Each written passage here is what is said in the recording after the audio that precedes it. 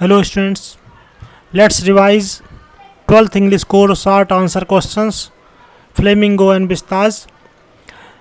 This revision is presented by SK Jain PGT English, Janvi Katni MP. So we are going to revise some questions of Flamingo textbook and Vistas the supplementary reader. So first we will revise the questions of Flamingo. Question 1 from the poem number 1 My Mother at 66 written by Kamala Das.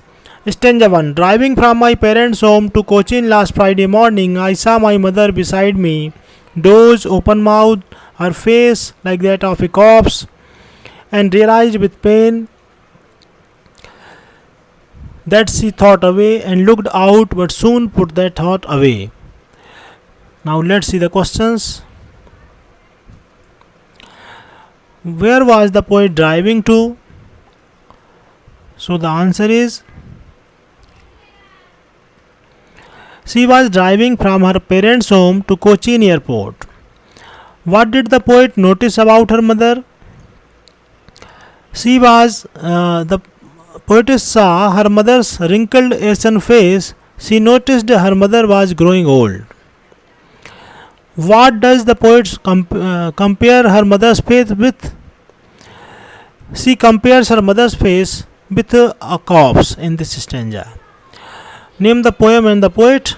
So the poem is My Mother at 66 and the poet is Kamala Das. Now second poem Elementary School Classroom in a Slum.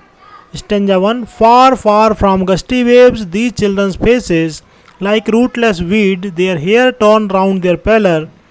The tall girl with her weighed down head, the paper seeming boy with rat's eyes, the stunted unlucky heir of twisted bones, reciting a father's gnarled disease, his lesson from his desk.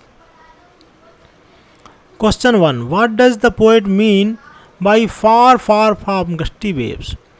Answer The poet says that these slum children are away from the gusty waves, from the lap of nature, from the waves of progress. Second question Where do these children live?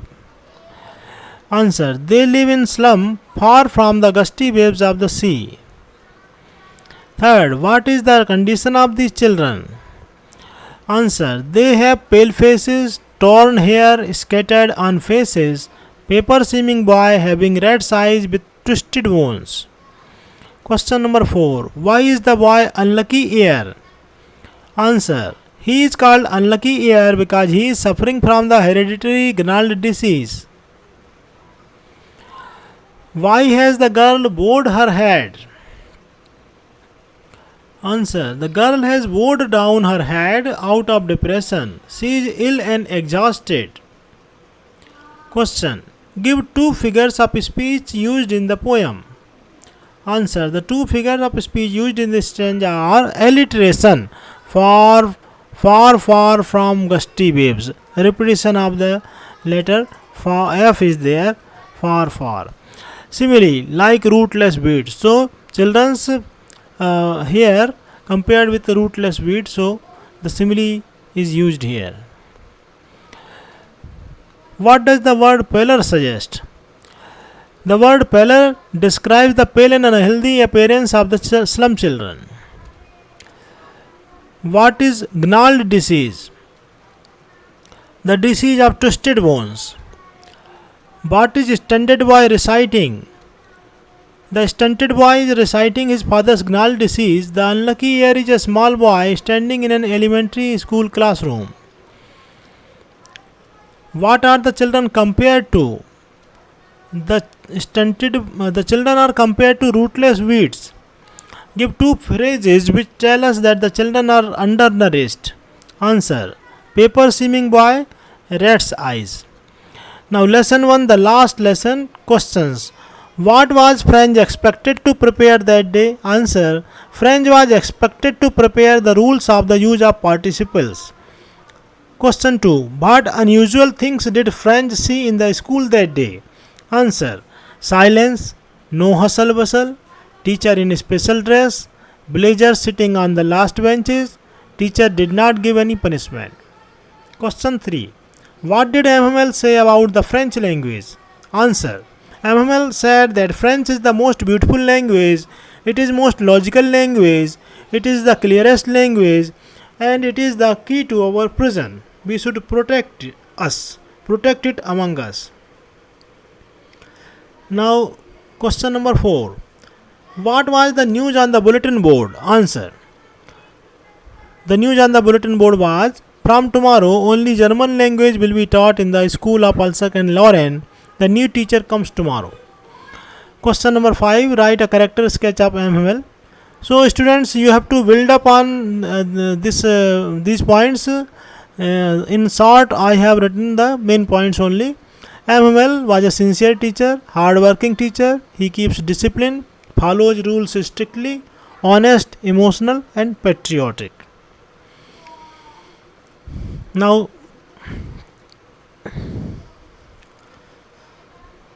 for French, what was much more tempting than going to school and why? Answer. Going out to play in bright warm sun with birds chirping in the open field to see the Prussian soldiers practicing drill was more tempting than learning the rules for participle for French. Now, some questions from the second lesson, the Lost Spring short answer questions. Question number 1. What does Sahib do for living? Why? Sahib is a rag picker. His family has left the life of poverty behind in Dhaka in order to pursue their dream of finding a better life. The children like him have no access to education and are forced into rag picking. Second question. Sahib is no longer his own master, says the writer. What does she mean?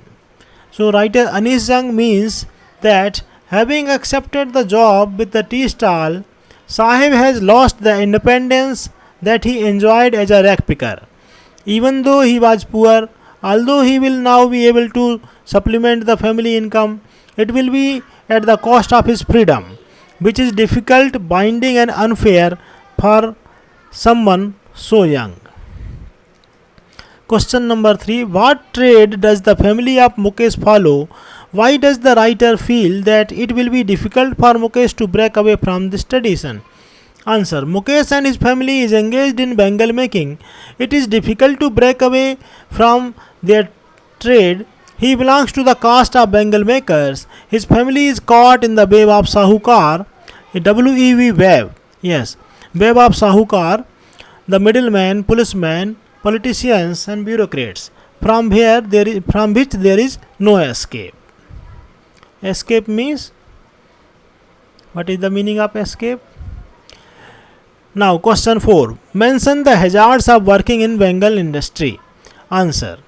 Bangle makers have low income, they live in poverty, often they suffer the loss of eyesight, they suffer from diseases like lung disease, and there is no education for them, and without education there is no progress. They are bound to continue their traditional business. Simapuri is on the periphery of Delhi, yet miles away from it. Explain. Answer. New Delhi, a rich city, and the people living in Delhi have money, facilities. But Simapuri, it is near Delhi. People are poor. 10,000 rag pickers live there without home, without proper home. They live in home of tin and tarpaulin roof with mud houses. No home, no money, no facilities, just opposite to Delhi. Mukesh wants to become his own master. How? Mukesh belongs to bangle makers family of Firozabad. He wants to become motor mechanic, wants to become independent, goes 2 miles to learn his work.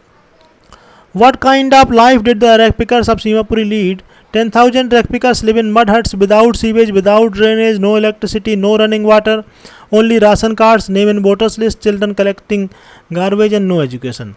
So students, we shall be having more videos of this type. Till then, keep reading, keep sharing and liking, and tell me how did you like this video. Thanks a lot.